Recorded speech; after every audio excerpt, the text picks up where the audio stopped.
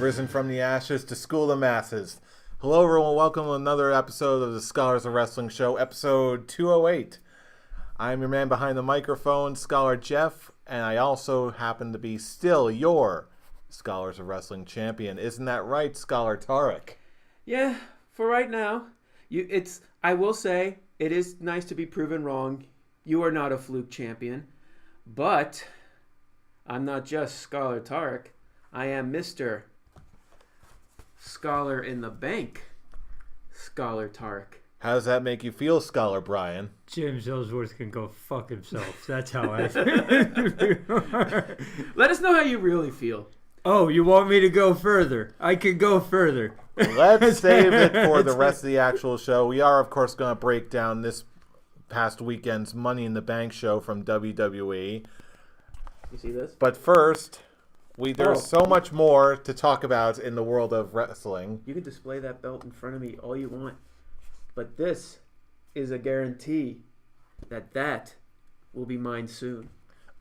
I'm sorry. The Money in the Bank, the Scholar in the Bank does not work the same way as Money in the Bank in the WWE. It doesn't guarantee you a win, so calm down. Trust me. Trust me. It guarantees me, and I'm making sure of that. Oh, we'll get to all that in due time, trust me. So anyway, there's a lot to talk about this week, but we need to kick things off right on the Scholars of Wrestling show with a little segment we like to call Backstage News. Indeed. Let us go ahead and peek behind the curtain and check in on a little Backstage News. News. Money Man. Oh, there's sadly not much meh we can say about this week. First things first, as of this recording day, we have just got the breaking news that, sadly, Mr. Leon White, better known to us wrestling fans as Vader, has passed away at the age of 63 due to heart failure. It was only a matter of time. Now, this is sad, but it's also been something that everybody has known has been coming for the last few years since he started posting those tweets about the heart surgery, and I've only got a couple years left in me. So it's like, as it didn't come out of nowhere, so it doesn't. It was quite, just, like I said, it was just a matter of time. Yeah, it doesn't quite hit as hard as other recent deaths have, but it still sucks. He's still one of the greatest big men of all time, and will always have his matches with Mick Foley to fall back on. And his match with Stan Hansen where he got Yes. his eyeball lariated off his face practically. Yes. Man, what a badass. Yeah, he was the one that was partially responsible for Mick Foley parting ways with his ear, correct? I believe that was Vader, yeah. Mm-hmm. With, what was it, the barbed wire ropes? It wasn't the barbed wire ropes. He actually did he was just regular ring ropes. He was doing a spot where he was catching his head up in the ring ropes. The ring ropes were tighter than normal. I think they were overseas in Germany, I believe. And he ended up catching his ear, trapping it, and then rip. And I love his version of bust me up around the eye a little bit. Turns into broken nose. Hey, he's just doing what He's got ham bones for fists, man. He can't control the damage he does. Oh, damn. That, and I loved his WWE theme music. Vader! It's time! It's Vader time! Yeah, that is just absolutely classic. I love that. But either way, we couldn't continue on with this show until we pay our due respects to Big Van Vader himself. Big man, you will be missed. Hopefully we'll see you down the road again soon. Until then, rest easy, good sir. But in the meantime, we had another out of nowhere loss. Speaking of releases, Big Cass was released. And this kind of seems like not rapey version of what's Enzo's release. It seems like they had the same attitude issues in the back. They put them together, two peas in a pod. Really, we should have seen this coming. Then again, his issues weren't quite as publicly known at the time as Enzo's. Because apparently, there was an incident on an airplane. I don't know the details of said incident on the airplane, but I believe it was a bus. I believe it was in Germany. I don't know this. It was on one of their. It was on a European tour. He got himself stuck in the bathroom. I believe they said it was a bus, and him being claustrophobic, he basically big manned his way out of it.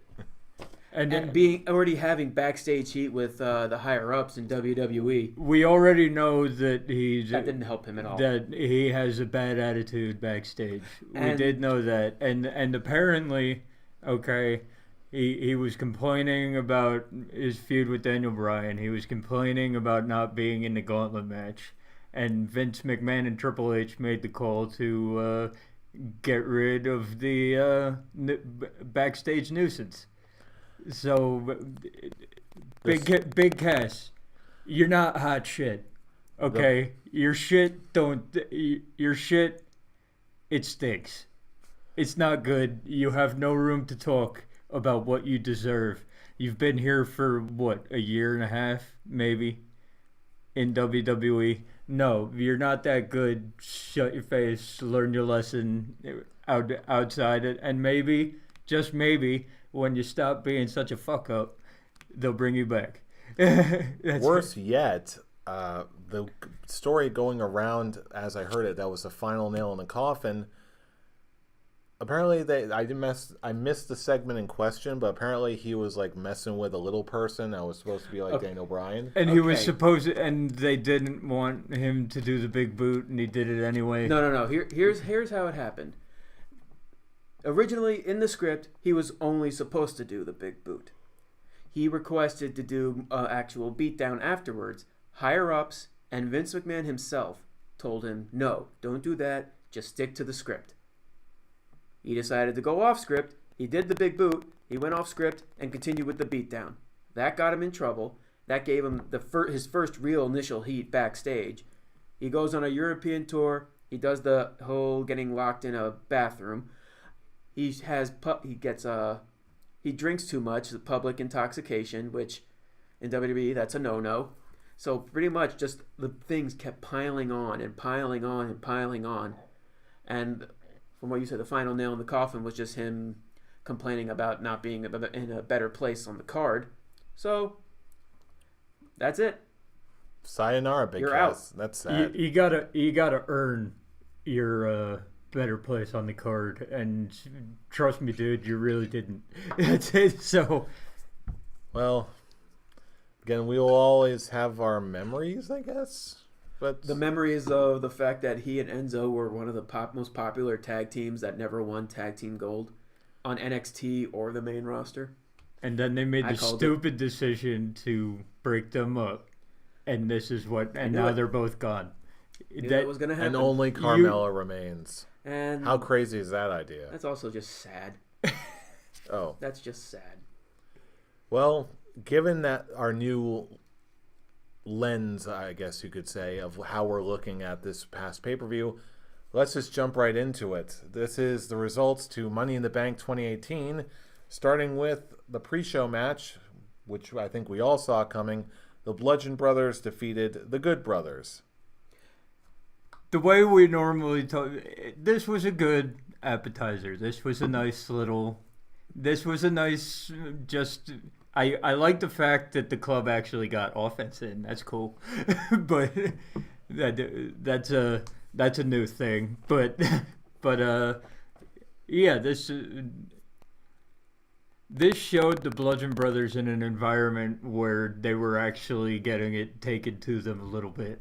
We all knew that they were going to win, but it's nice to see them take a little off, have to play defense a little bit. They've had to play defense before against the Usos. It was pretty much it was similar booking in this match compared to when they had their match with the Usos at the Greatest Royal Rumble.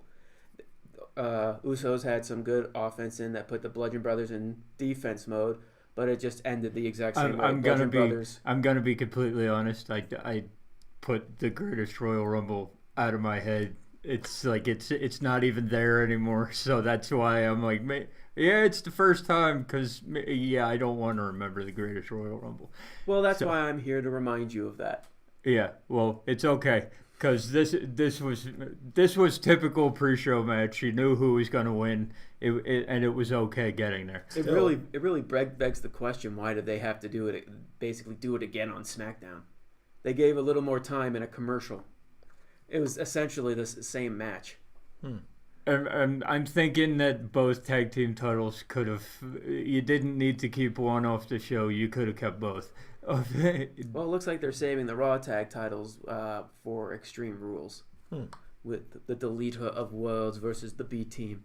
That's gonna be a fun. And just putting it out there, Bo Dallas does his brother amazingly.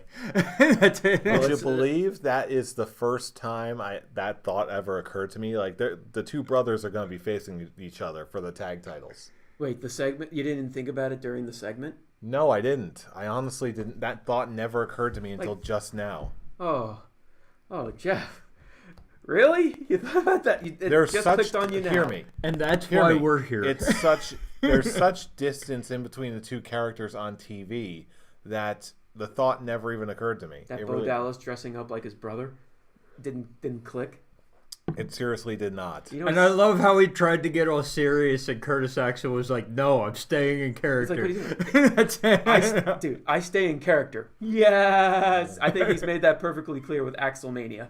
Oh boy! And it was just that final segment when they turned off the lantern, and there's like.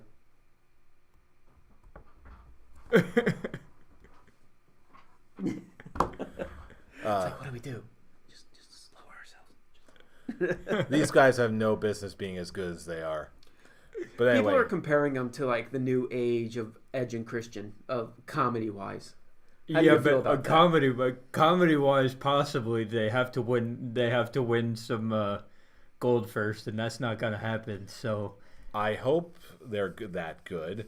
But then again, given the way they're handling Breezango, I don't know what to think. Well, really, think of the way they're handling the tag team division on both shows is something to really think about. True enough. But anyway, speaking about how things are being handled, let's go on to the main card proper with, like we were talking about, Daniel Bryan defeating Big Cass, which I didn't see coming, nor did we apparently see his release coming. I saw it coming. Yeah, this was you saw it coming. We were just trying to be hopeful on this one. We're just like, come on, the man. Like, no, if they want to do anything with this guy, this is before the release. We're thinking if they want to do anything with this guy, they have to make him win. And then as I posted, as soon as the match ended, I'm like, it's official. Big Cass is officially worthless. And when that release was announced, I was like, okay, I was mistaken. That is official. So you finally came over to my side of things that Big Cass has been worthless this entire time. That's I guess I got some of his optimism. There has to be some hope for this guy. I'm like this. I'll give this match props. It was a lot better than the one at Backlash. Oh, absolutely. It doesn't take much. It doesn't take much for anything to be better than Backlash. But it was really this was good, and I feel like the decision was the best decision because I didn't think that Big Cass could hang. I don't think that Big Cass had any business being in the spot that he was in. He couldn't sell it. He couldn't sell big guy versus small guy. How does that work out? He couldn't do it. Well, he couldn't make me believe how it worked out with him out the door. Well, even before that, okay, even before we knew that was going on, he couldn't sell it. He couldn't sell me on the fact that he was so big that Daniel Bryan was going to have to work to take him down. I was like, no, bitch. He took you down in 7 minutes the last time, made you tap, and he's going to do it again. And guess exactly what he did. He did. So that's it. Oh, well. Womp womp. A lot better, but that doesn't mean much Well, now it doesn't matter much at all. It Buried him. No, right out I'm the saying door. I'm talking about the match, not the person. I'm like it doesn't mean much that this was better than the first one because it doesn't take much to be better than the first one. So it doesn't matter because now sad. it was sad. It was sadly Big Cass's best match as a singles competitor, and it just led to absolutely nothing. because guess what? You put someone with caviar and they can make shit into fucking. I don't even know where that metaphor was going, but I don't either. I He can turned tell- a piece of shit. He turned a piece of shit into something else. That's it. He turned chicken salad into chicken shit. No, he turned chicken shit into chicken salad. That's it. Are you Isn't talking that- about Cass now? No, I'm talking about Daniel Bryan Oh, okay. turning. I thought you were Cass talking about- into okay. chicken salad. I was like, wait, what? like, how did that? Okay. We're getting our analogies confused, but either way, sayonara, Big Cass. See you You won't be missed. around. Anyway, next up, we've got a match I literally forgot about completely, other than the winner. Bobby Lashley defeated Sami Zayn. This I was literally stupid. remember nothing about this match. This was stupid. If It they were really gonna was. squash Sami Zayn to let him go and work on his injury, go rest his injuries and work them out and get better and whatever, this should have been like complete, like 30-second squash. They let this go out over about 6.5 minutes. The crowd didn't give a shit, as they well shouldn't, because there was nothing about this feud to give a shit about either way. So this didn't help anybody involved. It didn't, yeah, there isn't anywhere else to put it. Other way to put it, it didn't help Sami Zayn because he ended up losing. It didn't help Bobby Lashley because no one gave a shit. I'm like, So, literally, this match match should was have been pointless. this match should have been about a 30-second squash, like just kick him in the chest and hit him with the verticals. I wouldn't And get it go over. that far, but you know what? Like I said, it all in all, it was just pointless, and we really should. No, I'm like, if you really want to Yeah. play, up the vertigo, just kick him as the match starts, put him up in it, and then play it up instead of letting him get any kind of fight whatsoever. It makes no sense. So Yeah, again, I was just so emotionally checked out of this match, given the absolute horrible build it had. I completely checked out to the point where I literally do not remember anything about this match, and that almost never happens. It's just sad. I was more invested in the Roman Reigns match, which we'll get to in a minute. I know, right? But anyway, moving on, we've got an actual better match. We've got Seth Rollins defeating Elias to retain the Intercontinental title. there was a weird part of this match for me where they went from Elias working on his neck and stretching out his neck to immediately to Seth Rollins' knee giving out on him, and I was like, well, that was kind of jarring. They switched the workover bits real quick, and it was kind of weird. But this was really good. It showed Elias as a legit contender. It brought him up to it making sense that he could be Intercontinental Champion soon. It's not gonna happen because they went completely different direction the next night. A very good. But this was really good, and the fact that Seth Rollins had to resort to cheating to win, I was like, well, that really puts Elias over. That really makes him seem like a hardcore threat, and if that's what you were going for with this match, you succeeded entirely. The one thing I definitely noticed about this match was Seth Rollins basically had to slow down, because normally Seth Rollins matches are very fast paced and on the go. Seth Rollins had to slow down for Elias, but it helped Elias. It worked to his advantage. He actually, really best way of putting it, he was getting better. He was learning to the point where, yes, he can be looked at as a legit threat. And when Seth Rollins had to pull the the tights on that one. It's something they didn't really talk about. Well, they briefly brought it up, but then they didn't bring it up the next night on Raw. And then the fact that Dolph Ziggler had to do the exact same thing to win the Intercontinental Championship. So, and I feel like that's leading into a Drew McIntyre turn, and we're gonna get Dolph Ziggler versus McIntyre for the Intercontinental title throughout the summer. So I'm like that at some point. At some point, it's gonna happen, and it's gonna be for that title. At some point, yes, it will happen, but it can't happen. I don't think it's gonna happen like immediately. Like it has to happen. Yeah, it just needs time. I'm thinking like SummerSlam. It's still new. Yeah, it all depends, in my opinion. Even at that point, I still think the group is the formation of Ziggler and McIntyre is still relatively new. To me, it depends entirely on the build, if that's the direction that they want to go. Or if this is the way for Dean Ambrose to come back and they do like tag team stuff. There you go. Later on, you do Ambrose and Rollins versus McIntyre and Ziggler. When in doubt, if you want to keep the peace, just call in Dean Ambrose. Keep the peace. Call in. Just to throw a little wrench in there. As far as this show is concerned, or just to throw a little wrench in there to call Jason Jordan. But what if Dean Ambrose? Or it could be Jason Jordan. The argument killer right away. You cheeky bastard. Anyway, speaking of cheeky bastards, let's talk about the first Money in the Bank. Alexa Bliss wins for the women. This was actually great. Like I think this was the better of the two. To be completely honest, I completely agree with you. This one was fun. Ember Moon. That's all I gotta say. I think we can all agree at this point. Can we all agree that for all of our differences in opinion, can we all agree that we all love Ember Moon? I do. Yes.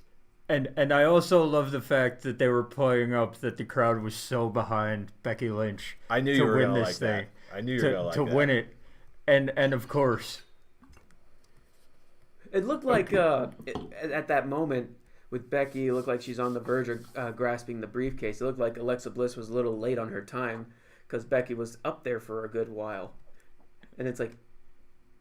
Pretty much just pulled up, where the fuck is Vicky? Type moment. It's like, where the fuck is Alexa? Yeah, and then Alexa comes out, and immediately from that point on, like I thought that there was going to be a cash in tonight either way from the women's, but from that point on, I knew legitimately that there was going to be a cash in. Like there was no surprise. Absolutely. There was no surprise going into competitors were. Yeah. Yeah, given that I think we all called that there was going to be a cash-in later on in the night. It was just, we were totally wrong about who it was going to be. But, hey, still a nice surprise. I dug it. And the match was, in my opinion, one of the more fun ones of the evening. I could honestly say, for me, like it's close between this and one other for match of the night. It's really close, and I think I'm leaning towards this one. I'm right there with you if it's where I think you're going. I'm not gonna go on that one yet. I like this match, just not as much as you guys did. But yeah, when it comes to match of the night, I got something else in mind. All right. Well, let's keep rolling down the ranks. I bet you it's probably this next one: Roman Reigns defeating Jinder Mahal. Greatest Clearly match of all time. Yes. All time. You really wouldn't know. Instant classic. 5 stars. Dave Meltzer. You wouldn't really know. You wouldn't really know about it because no one really gave a shit. They didn't even bother watching this one. Dave Meltzer give this an 8 out of 5. No, everyone was just wasting their time. It would be 10 if it was in the Tokyo Dome. Throwing beach balls around, doing waves, saying any random chants from CM Punk to Velveteen Dream. You want to talk about talk about a match that should have been booked as like a 3-minute squash. Get the fuck out of there. This should have been it. There was no reason this needed to be 16 minutes. They're tempting. They are taunting the crowd of Chicago. And do you think Chicago's got to sit back and take that? No. It's a reaction, damn it. Yeah. That's Vince McMahon's thought. It's a reaction. Let's let them go. And I like the Jinder Mahal. They were taunting the crowd. The crowd clapped back at them.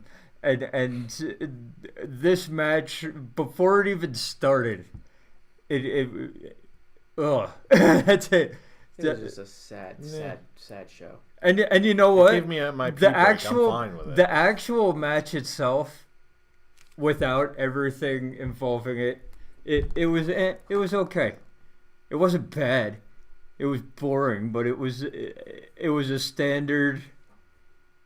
It was a standard Reigns match. It really was, which you can't call it bad, but you can just be like, meh. Roman Reigns has never been at a worse place than he is right now. That's it. Yeah. Just again, if they thought that we've already talked enough about. If they thought that this was gonna get him to SummerSlam in the main event, you are sadly mistaken. If they thought that we would accept him in the main event after this, they are sadly mistaken. It's still probably going to happen, though. I'm not going to go too much into this right now.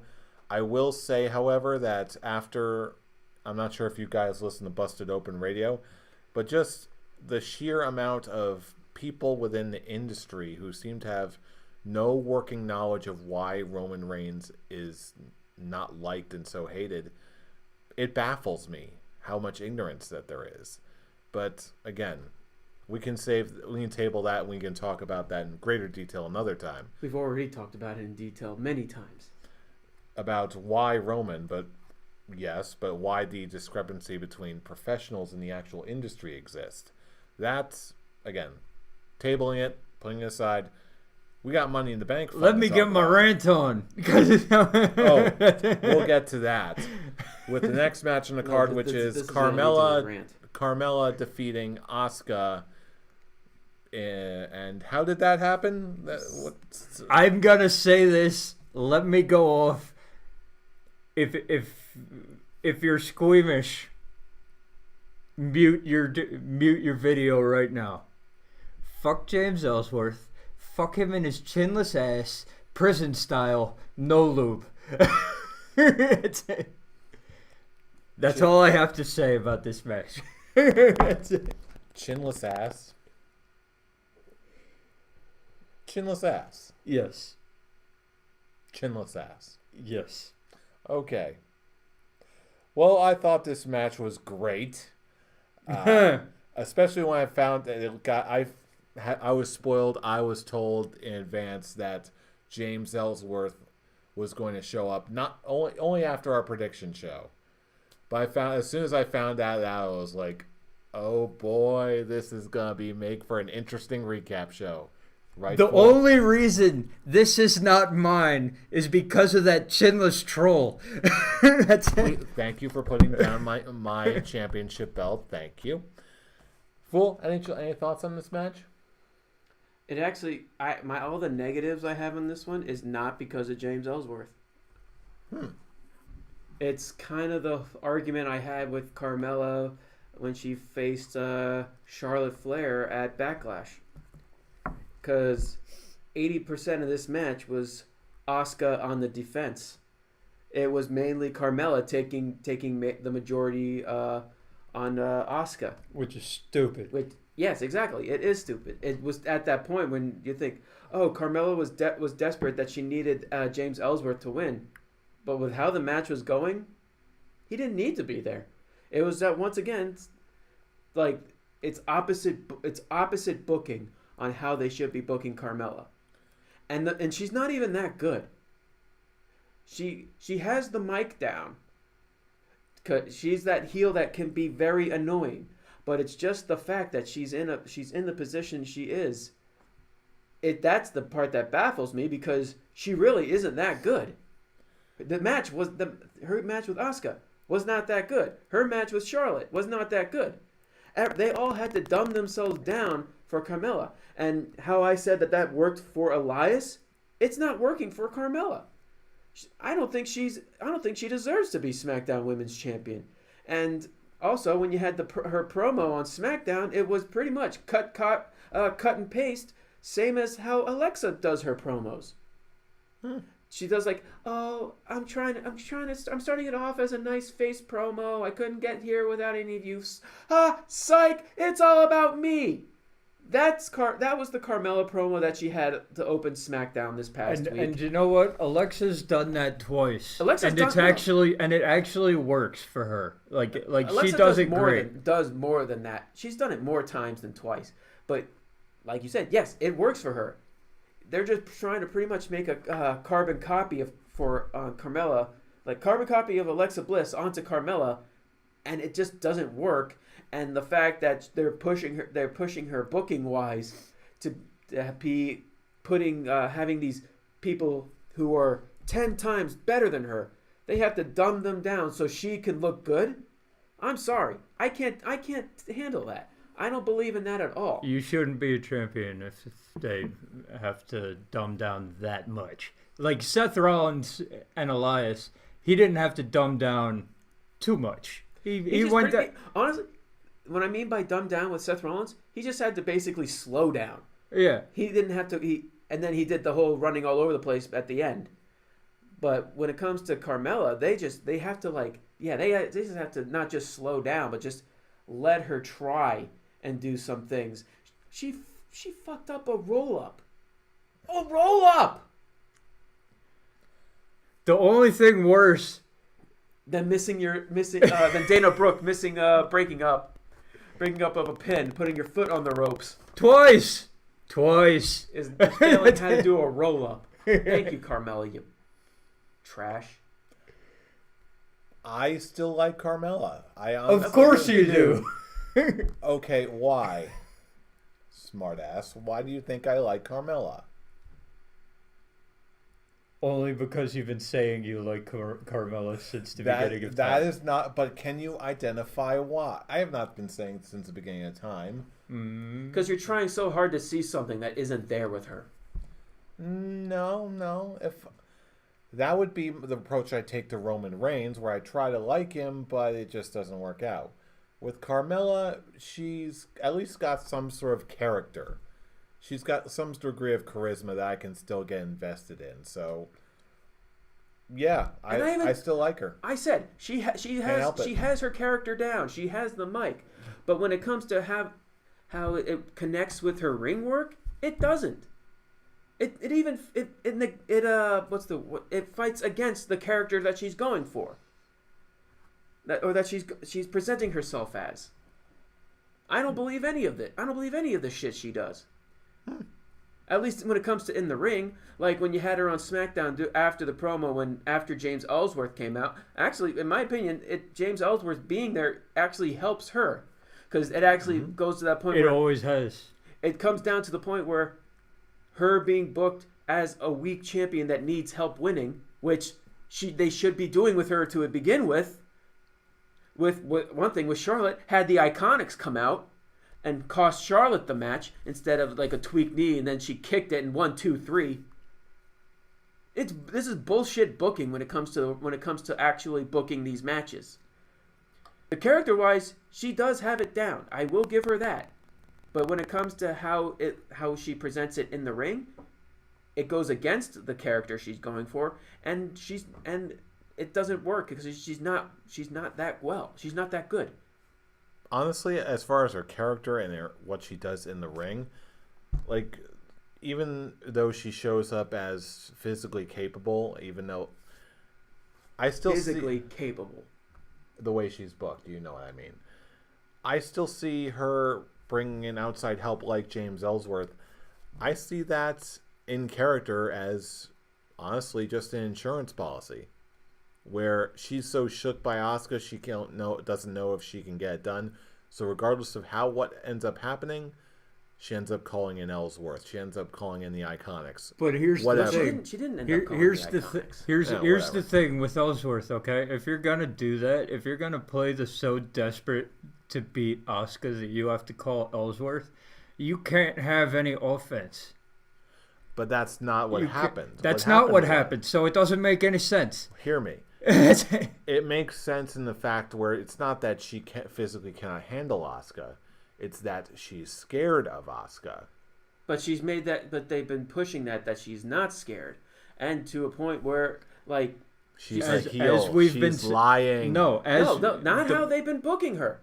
The How they booking, book- if they're booking her to be that desperate to beat Asuka that she needs insurance policies like that, and it was and then none of this booking makes sense. You can't. and now it's at that point where when you, You had can't this justify point, when you it, had no. the James Ellsworth showing up, it made Asuka look like a complete idiot. If they did the initial roll up instead of her kicking out and then going back to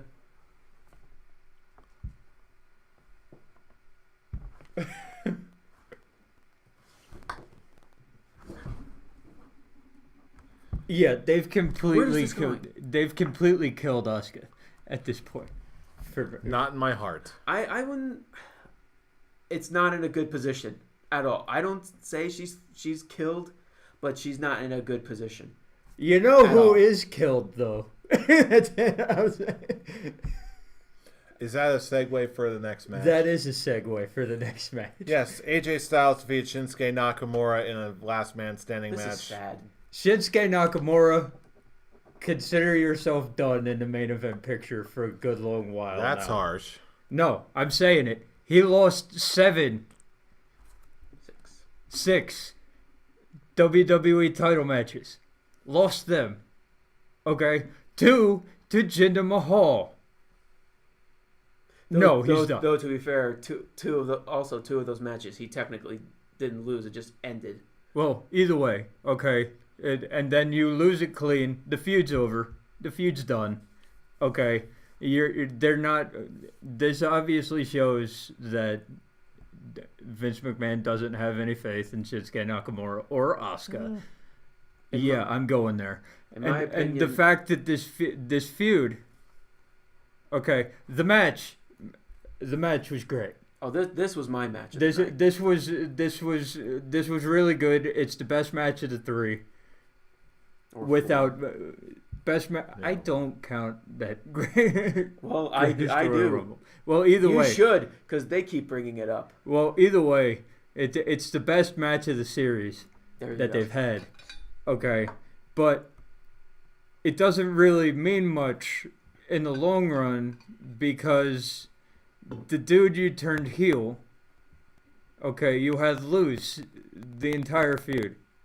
Like he never. They turned him heel for no reason. You would think that like, hey, I turned bad. I'm gonna get one over on. I'm gonna get at least one over on AJ Styles before they give. AJ Styles was always gonna end this as the champion. That's just the way it was. That's just the way it was gonna be. But you would think at least Shinsuke Nakamura would get one over on him. Never happened. He did get one over on him, just in a non-title match. Yeah, fuck It was the that. match. It was the match to name the stipulation to the last man standing. Yeah, fuck that. It was. So Shinsuke Nakamura is knocked down to doing Willow shit with Jeff Hardy, which isn't really. He needs. That's Which not isn't- demotion. Which is No. it kinda is. The United States is a demotion. Kinda is. I'm talking Why do you think strictly about. Why do you think Dolph hold Ziggler on. dropped the U.S. title? I'm And he's only not dropping the talking Intercontinental about. title because that's a title actually worth. I'm holding. only talking about not even check all the titles at the door. Just the marquee value of Nakamura versus Jeff Hardy alone. Well, they had the marquee value of Nakamura versus Styles, but they fucked that up. So what No, makes I you think that disagree. I do? It was a good series of matches that only got better. But it didn't I'm help- actually seconding that. But I it like the didn't. matches. But for me, it didn't help Nakamura at all. It didn't because not I question that. it brought him back to a place after that Jinder Mahal fiasco. But yeah, okay, whatever. But okay, you turned him heel at WrestleMania after losing. Okay, and he doesn't do anything. He punches AJ Styles in the balls a bunch of times. Ooh. I will. Oh. I will say, when it comes to basically building the promos, it actually gave Shinsuke more character than just the rock star. He actually Thank you. showed why he is the rock star. Yeah, He actually developed he actually got more comfortable with his character. And that's all well and good. English. And that's all well and good. And he still shows he's great in the ring. He just he still needs some work to do to be that point where Vince can see him as a world title guy. And in my opinion, everyone knows how I feel about the United States Championship, but him winning it will actually benefit him. Yeah, you know what? Yeah, it's almost like Shinsuke Nakamura is good for mid-card titles. Yeah. Yes. IWGP Intercontinental title, anybody? I mean, come on. Jericho's now a 10-time Intercontinental Champion. There you go. It can be done. But anyway, moving on. Speaking of can it be done, we had Ronda Rousey defeat Nia Jax, but by DQ. And then what happened, fool?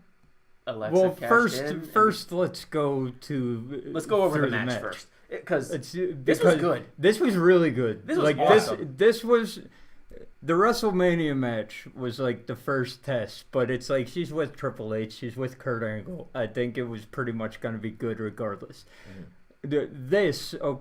She's wrestling Nia Jax in her first singles match. Okay, this was the real test. She made Nia Jax look good. She made Nia Jax look really good. She made Nia Jax look the best she's ever been. Okay, so Ronda Rousey, you need some work on your promos and your character, and you finally got that moment that I've been waiting for on Raw the night after. But even the promo, she only said 2 sentences, and really that's all she needs to do. Yeah. So if she wants to if you want long promos with her, just give her a mouthpiece. Oh, I'm not talking about long promos or whatever. But that's you the thing showed she me. Needs to work you on. showed me that it wasn't a one-time thing. Like, you're really good at what you do in the ring. So kudos. Yeah, she was selling all Nia's moves like a champ. She was a natural. Yeah, she is a hardcore natural. When she get when people say, "Oh, UFC," if they show up, they don't really care. She cares. She is 100% in this, and I love it. She's selling it like a champ. And now, with what she did on Raw, I'm in. Minus the whole beating Kurt Angle with the briefcase, because it just for me this is how it felt. This is how it felt like. I thought you were my friend. Even her beating her, I gotta tell you, she wasn't going all in. She wasn't going all in on those shots to either one. Like she wasn't going all in on the briefcase shots to Alexa Bliss either. Count it. No. Count it. No. Don't go that way. No. That's not how it works. That's not how this briefcase works. But yeah, she needs to learn how to swing a briefcase and make it look believable, and not murder her opponents at the same time. That's gonna be another test. But those were really weird looking briefcase shots to both Alexa Bliss and Kurt Angle on Raw. But well, then again, I'm sure they just wanted to, they were in the heat of the moment and they just didn't want to have anyone get legitimately hurt or anything like that. Definitely destroyed those referees though. And in the shocker of the night, who would come out? Kane still has the shortest cash-in. Followed by Dean Ambrose, followed by Alexa Bliss. Mm-hmm. Because she came out, she murdered. That's how you swing a briefcase. To be fair, I didn't think Alexa's swings were that great either. Having the handles, she was just going... And Nia, I think Nia was overselling it, really. She was just like... And Nia Jax would be flopping. I'm so beautiful. I'm so beautiful, and my ass is fantastic. And my finishing move makes my ass look even better. I'm sorry, she's gorgeous. Hello, nurse. Moral of the story: Alexa Bliss, 5-time women's champion. I'm okay with this. And I have no problems with it. Because I can actually, I like Alexa Bliss versus Ronda Rousey a lot more than Nia Jax versus Ronda Rousey. So that'll be a fun match. I bet you do. No, in all seriousness, I just love the idea of now that... Welcome to your SummerSlam title match. I love the idea that Ronda Rousey is now like, as soon as she comes back, guess what? Alexa gonna die. I'm just gonna say I kind of wish she just shows up, even within the 30 days, just showing up, pulling a Stone Cold Steve Austin, just raising all hell. I'd even do the sitting in the crowd spot during her match. Like I have during an Alexa match. Yeah, I have a ticket. I'm right here. Awesome. And then she comes up and it's like, hey, you came up to me. Bam. Oh, comedy style, I love it. But now we're gonna get to the part that I really love. Of course you do. Of course you do. I wonder why. Look, I don't want to be the one to say I told you so, but I told you so. And now, my champion, my big, beautiful, bearded avatar of destruction, like I called it, Braun Strowman is now Monster in the Bank. And here's my problem It's not good when they say it. Don't call it. Here's but my it just sounds so good. No, it really doesn't. No. Here's the problem. Hold on. I love Braun Strowman. Yes, we all do. It's across the board. The whole Monster in the Bank thing is dumb. I'm sorry. It's I have silly. my But only it sounds problem. so right. My only problem with this. Yes. He won you that he helped you retain this. But really, I'm being 100% serious here. It doesn't work. They're forcing it. Even with the whole announcer, what's her name? Renee Young? No, the ring announcer, JoJo. JoJo, yeah. It's like it's felt so. It's like, here's Mr. Money in the. Oh, I'm sorry. I mean, Mr. Monster in the Bank. It is so stupid. Here's how much they're pushing. Here's my problem. Okay, of all the people in that match, who did not need to win Money in the Bank? I do not want Braun Strowman's first title win to be off of a shitty Money in the Bank cash-in. If anyone doesn't need to win the title via a shitty Money in the Bank cash-in, it's Braun Strowman. Braun Strowman could just fucking walk up to some... I hope they're going the route where he actually I hope that they're going the route where he doesn't do the shitty I'm gonna hit you from the back and win it that way. I hope he just walks up to Brock Lesnar and is like, right now. That's it. But I think they're gonna have him cash. He's just gonna whoever wins the gauntlet match at Extreme Rules, and then they have a little showdown with him and Brock Lesnar. He's just gonna walk in and just say, "Hey, guess what? Your match at SummerSlam, I'm in it too." I think he's going to announce he's going to cash it in at SummerSlam. I agree. That's exactly what he's going to do.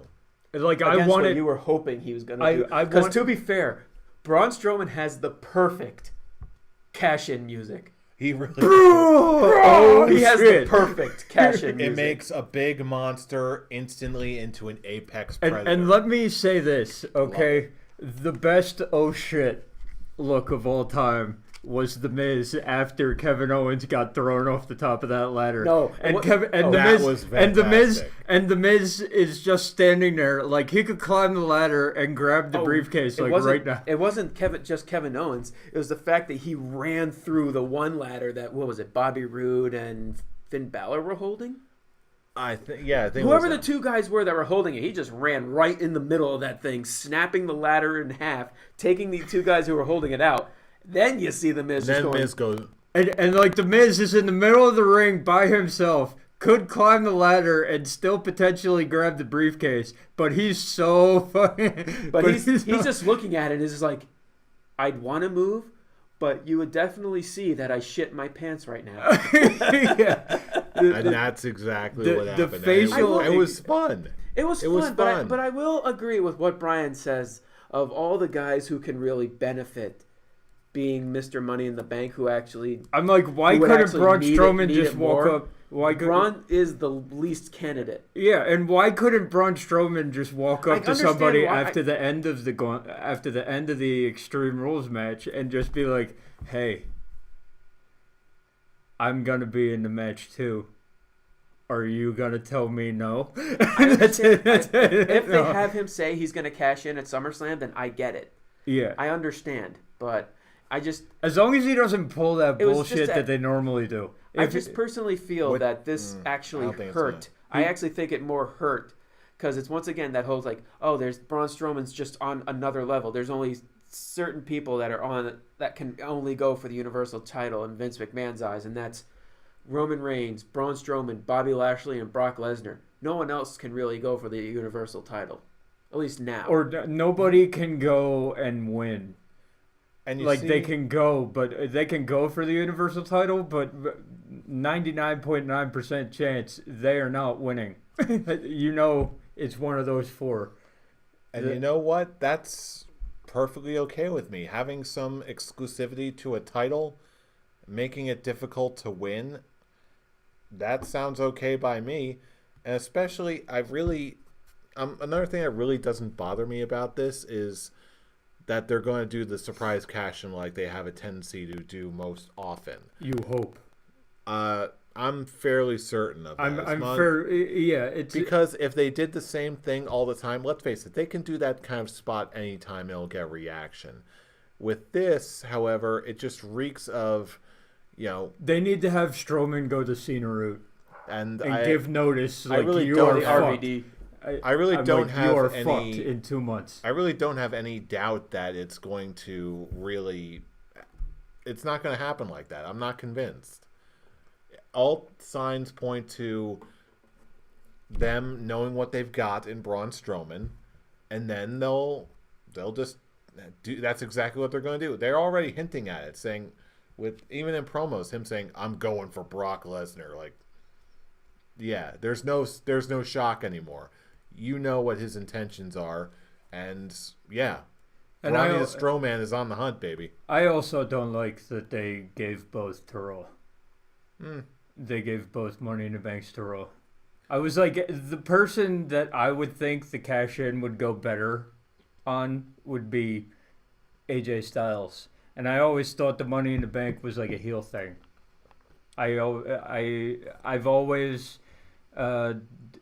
I've always gone into Money in the Bank and been like, a heel should win, and that's because it's a heel move 95% of the time to use the briefcase, and I think that Braun Strowman could just walk up to Brock Lesnar and just be like, "I'm your next opponent, deal with it."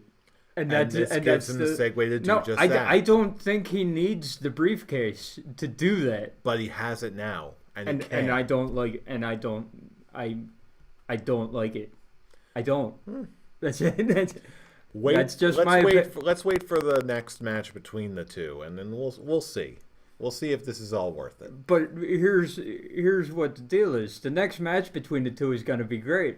I just don't like how I think it would make, like, instead of handing a briefcase and saying like, "I'm your next opponent," what would look more badass? Braun Strowman just walking up to him and just being like, has nothing in his hands, just goes, "I'm your next opponent. Deal with it. Deal with it. You're gonna get these hands," instead of, "Here, have a briefcase. I'm your next opponent." Except that's not the way I read that whole scenario. I read this scenario as the guy ripped through 5, 6 other guys, some of the best athletes the WWE has to offer, shrugged off, fought his way through a multi-man beatdown, fended off all these guys, climbed a ladder, fought his way to a briefcase, earning him that contract, and he, without fear, says, "You know what? Brock, I'm coming for you. You're next. Get these hands. I'm going to eat you. Boom. I just don't want the novelty to wear off. And for me, it's kind of... Novelty of Braun or the briefcase? The novelty of Braun. It hasn't. Not for me. It really has not. Because you know how these people get when dominance goes on too long. You know how the fans get. They start to turn on you. And I love Braun Strowman. And all this running through shit. And when was the last time? I don't like Survivor Series. Okay, he wins the. He was a surviving member. He was He's a survivor. Okay, Royal Rumble, greatest Royal Rumble. Obviously, he was gonna win. We should have known that from the start. I did. Okay, Elimination Chamber. Okay, he eliminated everybody. It's one of those. Except Roman. Yeah, it's one of those things. I don't want the novelty of the guy who just wrecks everything to wear off. And so if it goes on too long and he wins everything, then everyone's gonna start. So initially, you like that you want him to be booked strong, but not too strong. Yeah, that gets boring. I see what you mean. Yeah. It gets boring, and he's just got to come out and tear shit apart again. Strowman wins, lol. Yeah, so I do want him to get his first title. I'm just like the novelty of Braun tear things up, lol. Braun wins. Might start to wear a little thin if he keeps winning. I'm like. I would have been fine if he's too busy tearing shit up to realize that someone else is going up and grabbing the briefcase while he's too busy murdering folks on the outside. That's what I thought was going to happen. That's why I'm like, the perfect person for that is The Miz, because Braun Strowman's just out there murdering folks, and The Miz is so scared shitless that he just scurries up, grabs the briefcase, and runs to the back and runs through the crowd to run away from Big Bad Braun. I'm like, that would have been the way that I went with it. I can see that too. So we could get the Miz cashing in on AJ Styles, and then you get Miz Daniel Bryan at WrestleMania for the title. So that was the way that I would have went for it. But if you want someone to cash in on Brock Lesnar, whatever. Mm-hmm. All right, so that was the pay-per-view that was Money in the Bank 2018. Overall ratings for the show, gentlemen. Good matches. The more I really think about it, the more things actually do start to annoy me on certain things. So I'm just going to give it a high classic goatee, a high 3. Yeah, I'm gonna go the same. You had the Money in the Bank matches were real good. Okay, Elias versus Rollins and Shinsuke Nakamura were pretty good, and the rest was just kind of It was Ronda Rousey did her thing, but the match was too. It was like 10 minutes long, so it was good, but and there were some good. Alexa Bliss cashing in was cool, but the other stuff just felt like filler.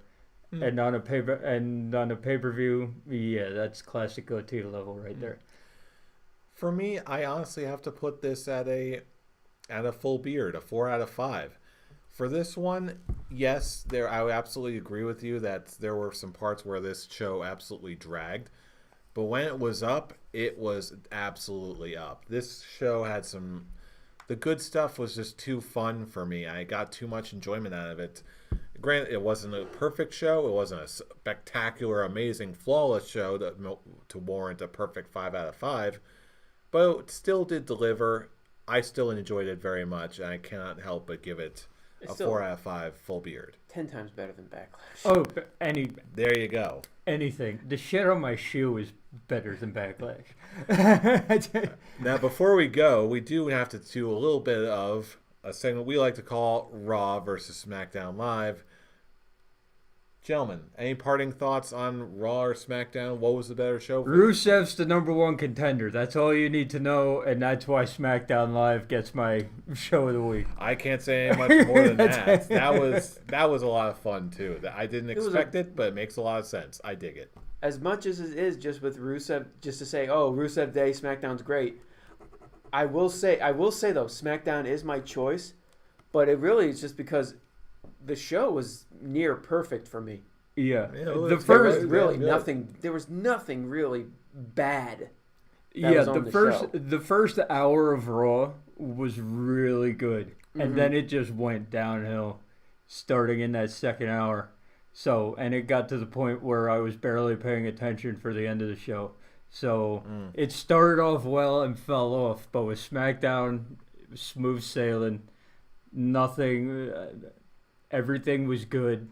Nothing really put me off, or I was glued to the TV for SmackDown. Mm-hmm. That's all I need to know. Mm-hmm. That gauntlet match.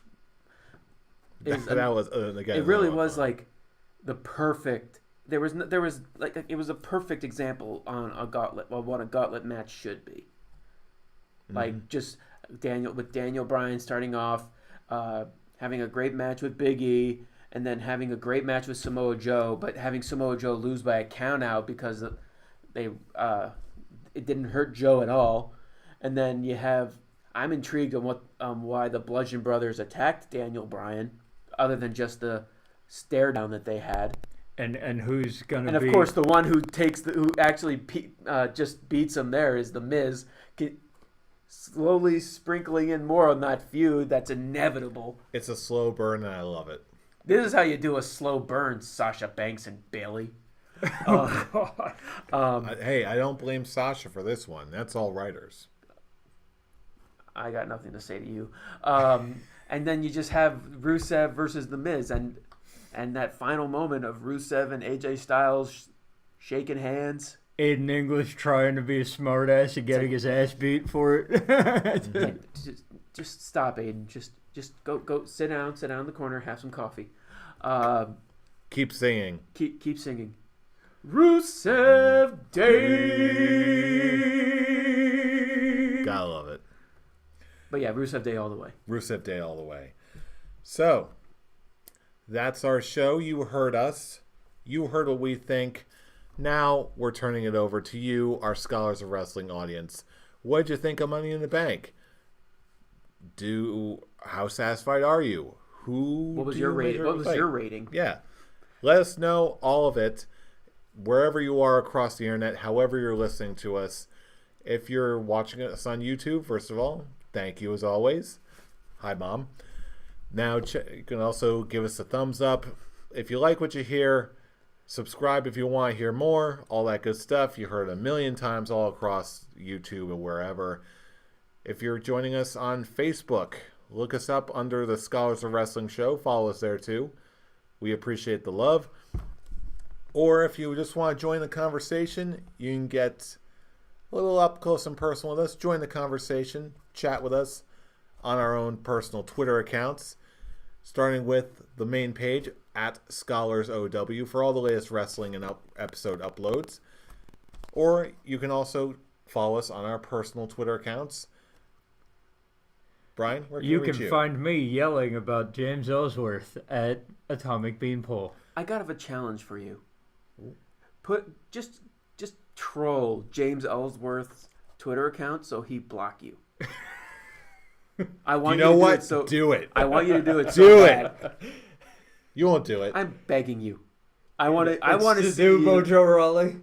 It's the new Mojo. It's the new Mojo. But Mojo never blocked me. He liked my stuff that I sent at him, but he never blocked me. I want you to troll him so bad. Take the Ellsworth challenge. It's the Ellsworth challenge. Get him to block you. We'll see. Okay. Speaking of trolling on Twitter, where can they reach you at, fool? You can reach me at the Avataric. And you can reach me, your current and still Scholars of Wrestling champion, at I'm Robbie Rage. Join us for all the fun. Join us for the predictions. Join us in celebrating my victory and all my accolades. Oh yeah, just have fun with this one victory that you had. Oh, where, no. This is 2. Oh, I'm a 2 proven with champion, baby. Oh, your one-time champion with just. Yeah, I'm already a one-time champion. I'm a one-time Scholars Money in the Bank holder. I'm a one-time Scholar of the Year. I'm a one-time Royal Rumble game winner. While you're just starting. And the only reason you hold on to that title victories. is because of a chinless asshole. You have your one victory, while I have list of victories. You're fighting to be like me, the one who has already accomplished everything that has to be done in the Scholars of Wrestling. Now all that I need to do is just use this, cashing it in, and just once again, I will become the Scholars of Wrestling champion again, and just prove that you may just be the guy, but I am the man. I am the undisputed scholar. I am the best thing that you have on this show right now. I am better than both the salami and the bologna combined. Oh, you make jokes all you want. I but do. When you just see all the list of accomplishments I made on this show, your one-time title reign means absolutely nothing to what I've already accomplished. I've still got the belt. I've still got the For victories. now, this says your title reign is short. You're going to have a very short title reign. You say, "Oh, see you at SummerSlam?" Maybe, but maybe not. So, this is all I want you. Just you know what? Just I want you to do that. I'm in the Go shadows. ahead. I'm in the shadows. You got nothing. Nothing on me. You know what? I want you to cash that thing in. Oh, I will cash it in, and it will be glorious. More glorious than Bobby Roode's been booked lately. You know why it's going to be glorious? Because you know who we are. We are the Scholars of Wrestling, and you have just been schooled. You're welcome. See you at the next title defense. You wish